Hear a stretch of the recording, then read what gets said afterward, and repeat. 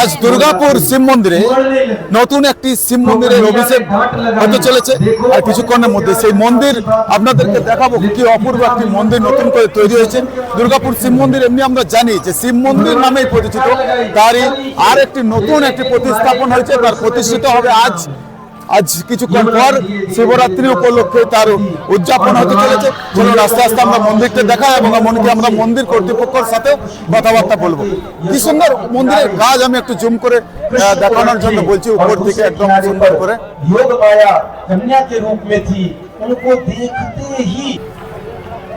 দুর্গাপুর শিব মন্দির আগে আমরা দেখেছি, এই ছিল হচ্ছে পুরনো শিব মন্দির। আজ আবার নতুন করে সেজে উঠেছে নতুন এক শিব মন্দির। কি অপূর্ব শিব মন্দির, তার নানান ধরনের কারুকার্য, এমনকি আমরা ভেতরে দেখাবো আর মন্দির কর্তৃপক্ষের সাথে কথা বলছি। আসুন আমরা দেখাই।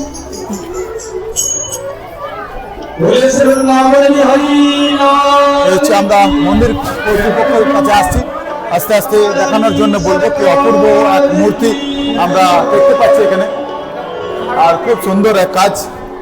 আর এর পাশে আছে, এর পাশে দেখুন কি অপূর্ব, কি অসাধারণ, মানে গণেশজির মূর্তি, গণপতি বাপ্পার এক খুব অপূর্ব মূর্তি আমি দেখানোর জন্য বলছি। এরপর চলুন আমরা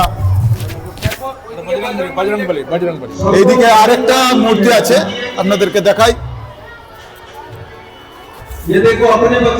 সত্যি করে মানে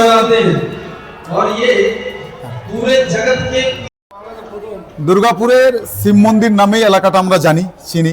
আগে থেকেই শিব মন্দির ছিল, এখন আবার নতুন করে আবার একটা শিব মন্দির প্রতিস্থাপন করলেন কেন? না, নতুন করে শিব মন্দির, ওই শিব মন্দিরটাই আছে কিন্তু পার্বতী মন্দির ছিল না। আচ্ছা, তার জন্য পার্বতী মন্দির করা হয়েছে। আমাদের যেমন বৈদ্যনাথ ধামে আছে পার্বতী মন্দির আর শিব মন্দির, গেট জুড়া সবার অনেকে এখানকার বাসিন্দা ইচ্ছে হলো যে পার্বতী মন্দিরও একটা করা হোক, তার মধ্যে বজরংবলীও বসানো হোক আর গণেশজিও হোক। তাতে কি হবে, ওই চূড়া থেকে এই চূড়া গাছ জোড়ানো হবে।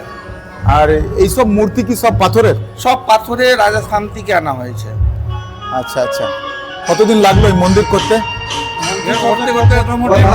প্রায় 40 লাখ টাকা, 45 লাখ টাকা। কতদিন সময় লাগলো করতে? মোটামুটি 1 বছর। এই ফাইন্যান্সিয়াল কন্ডিশন, এই যে টাকা পয়সা কোথা থেকে পেলেন আপনি?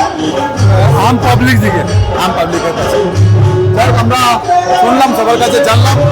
আর আপনারা আসুন, মন্দির দেখে যান, খুব ভালো লাগবে। আমি প্রথমে যেটা বলেছিলাম, শিব মন্দির নয়, নতুন করে পার্বতী মন্দির প্রতিষ্ঠাপন